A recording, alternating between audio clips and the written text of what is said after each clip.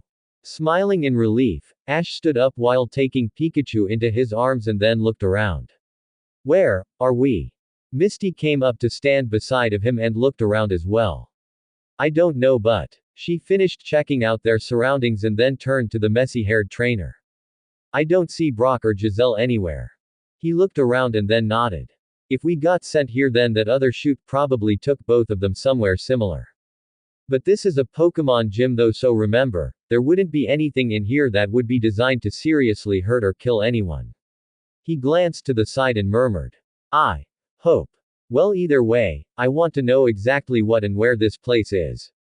Misty stated as she looked at the small hallway that lay stretched out before them. The hallway wasn't all that long and in fact, it seemed like a rather straight shot dead ahead to wherever the hall would eventually end up leading to. Well it looks like a pretty straightforward pathway but. Ash narrowed his eyes at the seemingly harmless look of the wooden floor, the white and brown wood paneled walls and the ceiling that looked like any other. Given what we've encountered before, I suggest we be careful. Misty nodded to his wise words and then fell in behind Ash as he, very slowly and carefully, started to move forward. Pikachu moved up onto his shoulder and Misty stayed behind him and as he moved on, eyes shifting wearily from side to side, he slowly spoke up. I don't see or sense anything yet but. He looked back at Misty once as he stepped forward. I keep getting the strangest feeling that oomph. Words cut short, Ash let out a loud grunt as he froze in place, almost as though he had been hit with a psychic-type attack. However, it was only when he started to fall backward with a red welt mark on his face and his eyes screwed up, as if smacked in the forehead, that Misty yelped and hopped back. Ash, what's wrong? She yelled. What happened? Pivoting around on one foot, Ash suddenly bent down and grabbed at his face while groaning. Ah hog. Darn it that hurt. Oh wow. Oh www. Wide-eyed in a mixture of confusion and concern, she tried to reach for him. Ash, what did you do? That. He pointed back behind him. It's some kind of an invisible wall or something. I don't know, I just rammed my face right into it. The girl's eyes screwed up, as if she didn't hear him right. An invisible, what? Yeah, you heard me. He looked up at her with his face still bright red from the impact. I literally ran smack dab into an invisible wall. Pikachu, whom had jumped off of Ash's shoulder just as he ran into the clear barrier, walked up to it and tapped upon the now visible wall with his paw. The visibility being only because, where Ash had run his face into the wall, now had a foggy haze over the surface. Pika. The yellow rodent chirped as he tapped the barrier again. Pika Pi Pikachu. Ash and Misty walked over to him, the former still cradling his sore face, while the latter leaned forward and reached out to cautiously tap her finger against it. Huh, what do you know, it is a wall. Ash shot Misty a wry look and retorted back. Gee, I think. I smacked it hard enough to tell. He then reached out and placed his hands on the hidden barrier. This feels almost like really thick glass. Misty nodded as she tapped different parts of the glass with her knuckles. Yeah, it does. She then felt the wall all the way to the end of her side. Ash, I don't see any way through it. He did the same thing, going down to his own side, before looking over at her and shaking his head. Neither do I. The two of them soon congregated back to the middle as they postulated among each other. There has to be a way through. What do you think we should do? The tracksuit wearing boy shook his head. I don't know, but there has to be a way to get through it. Right in the middle of the two of them discussing matters though, Pikachu suddenly called out to them, and when they looked ahead, lo and behold, he was standing on the other side of the glass wall. Pikachu. Whoa, how did you get through there? Ash asked in surprise. Pika Pie, Pikachu Pie. He made a gesturing motion to the floor and Ash and Misty looked down. Getting onto his hands and knees, Ash waved his hand at the bottom of the wall and found that it went right through an open space. Hey, I think this is it. He then continued to feel around before looking back up at Misty and nodding. I think we can crawl underneath of it here. Going first, Ash took off his pack and slid it under the slot in the glass wall and then got on his belly before sliding himself under it as well, pressing himself as close to the ground as he could. Once he was finally through to the other side and had joined Pikachu, Ash waved his female friend over. Come on, Misty. Not wasting any time, she got down and did the same thing to her red knapsack before sliding under the wall to join the younger boy on the other side. After they were both cleared of it, Ash smiled down at Pikachu and ruffled his head in gratitude before standing up and putting his pack onto his shoulders again. Alright, let's keep going.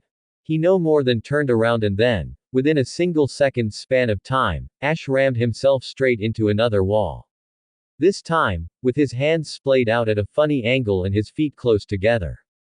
Ooh. Ag. Unsticking from the glass wall, Ash spun around again, but since the distance between he and Misty was only a few inches, he promptly fell into her and pressed her face up against the other wall directly behind them.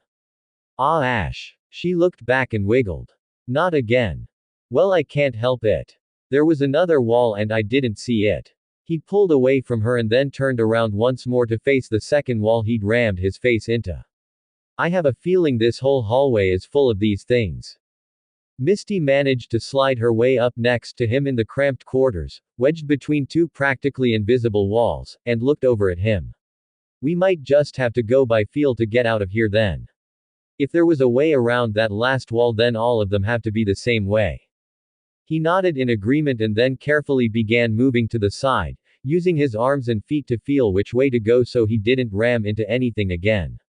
Misty did the same thing, both of them